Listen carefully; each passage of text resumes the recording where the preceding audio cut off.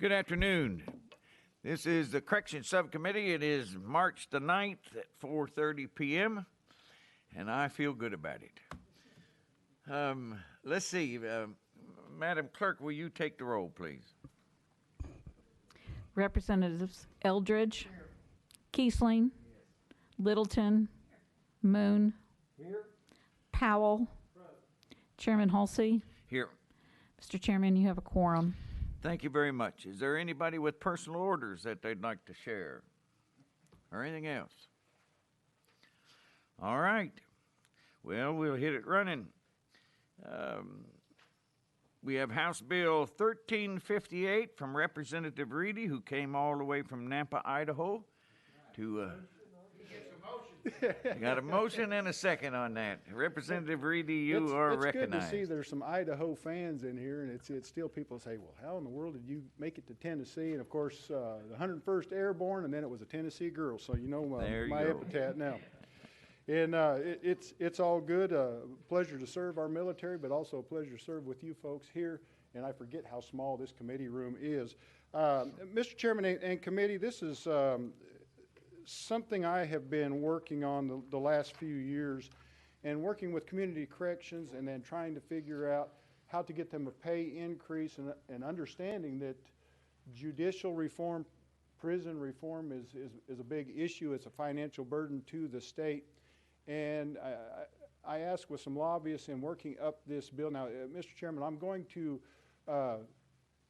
talk about this bill, read some items into the record, but then I'm going to be taking it off notice. It's basically a bargaining chip with Department of Corrections, and I just want to shine the light on a situation that's taking place, that when the governor's package comes before you, it'll help you ask some questions and see what we can do for the community corrections folks. And I want to start off, and it's we all remember Joe Pitts, who's now the mayor of Clarksville, and he sent the Montgomery County delegation, which I'm part of. As you know, the Community Corrections Program in Montgomery County, Robertson counties, has a very impressive and effective track record in holding offenders accountable with intensive supervision and individualized services. Keeping in mind all branches of government, services, departments, and all of that, they've got issues and maybe not spending money doing what they're going to say they're going to do or do. So it's, I can't speak for all of the community corrections folks out there in the different departments, but because my district, I have Houston County, we have a community corrections there, as well as the one in Montgomery County. But after I started working on this bill, what was most interesting was a letter that I received from my circuit court judges, and I'll read this for the record. And it came from Larry Wallace, and makes mention of dear Representative Reedy, Judge Suzanne Lockhart Mash, Judge David Wolf, and I are writing this letter to you with regards to the aforementioned criminal justice reform legislation. Keeping in mind, they did not know that I had this bill, so it was just their concerns to me as a state representative of what they're seeing from the governor's office. Since 1985, the state of Tennessee has enjoyed the services of community corrections, which has helped steer tens of thousands of minor offenders away from our jails and prisons. The program has enjoyed years of success working with all of the stakeholders in the judicial system, including judges, district attorneys, public defenders, and the individuals facing criminal charges. There are 18 community correction organizations across the state currently managed by several public agencies serving 88 counties in our judicial districts. To be sure, they are very much appreciated as an important partner in the judicial system. The Community Corrections Program currently supervises over 7,000 offenders statewide.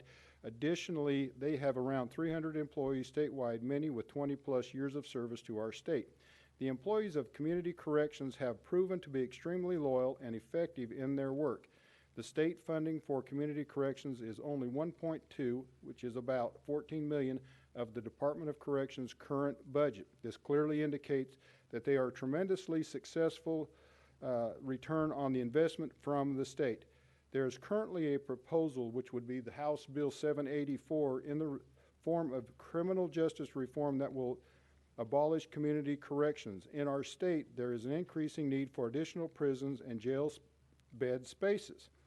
It seems counterintuitive to abolish a program that has tremendous track record of success and whose sole goal is to help people be successful and avoid ending up in jail. Moreover, we personally know the commitment put forth by these tenured employees, especially during the pandemic, as they have continued to go to work each day serving our state. We do believe in effectively dismissing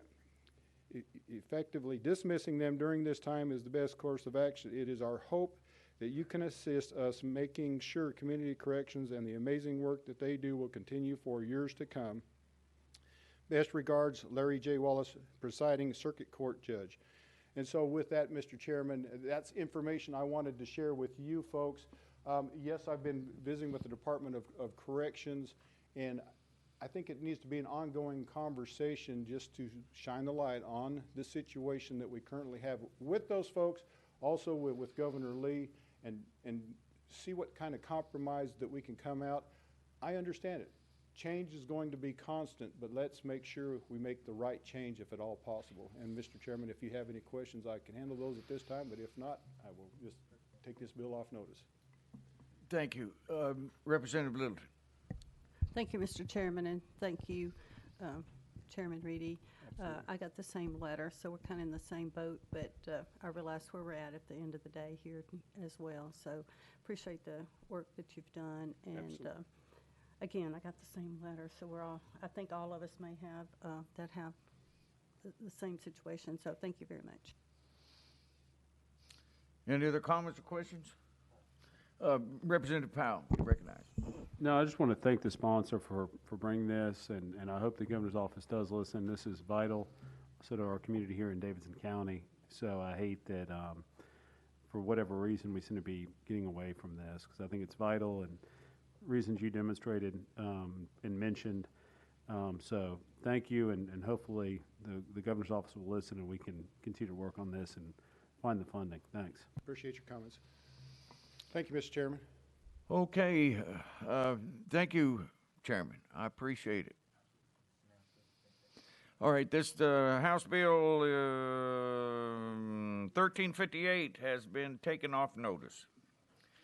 That moves us to the second item on the calendar, and that's House Joint Resolution 0098 by Representative Towns. Welcome to the smallest. You got a motion, by the way, already. Thank you very much, sir. Here a second? Second. There's a second. Mr. Chairman, thank you. And let me also thank you all for in the past of helping on the House floor to pass this thing unanimously. And let me also say that it feels good to be back in the saddle. It's like, you know, this COVID thing is like I'm out of joints, but it feels good to kind of get back in the groove. This is self-explanatory as it deals with the 13th Amendment. Obviously, we think that this amendment does not totally say who we are as a state. Under no circumstances do we think that under any conditions should slavery be a thing that we even consider that exists. And I'm pretty sure that's the reason this has been passing on the Senate side, the House side, the whole 9 yards. And this, what it will do is just simply correct that. And that basically is simply what it does. It will simply says something to that note. And with that explanation, if there are any questions, I'd be glad to try to entertain them. This is a procedural process too, isn't it? It is, sir. You have to do it this way. That's what I thought. Okay. Are there any questions for the sponsor? Yes, Representative Moon. Vote for the last Or couple of Chairman times. Moon, sorry. Thank you, Mr. Chairman. Does anything in this prohibit an inmate from working as when the inmate's been duly convicted of a crime? I appreciate you asking that question. And we got with the Department of Correction last session. The gentleman is here now and helped us draft an amendment that we all approved of, so it does not. Nothing at all. Thank you, Mr. Chairman. Thank you for Mr. that, too, Sponsor. for that clarification. Appreciate that. Representative Powell, you recognize.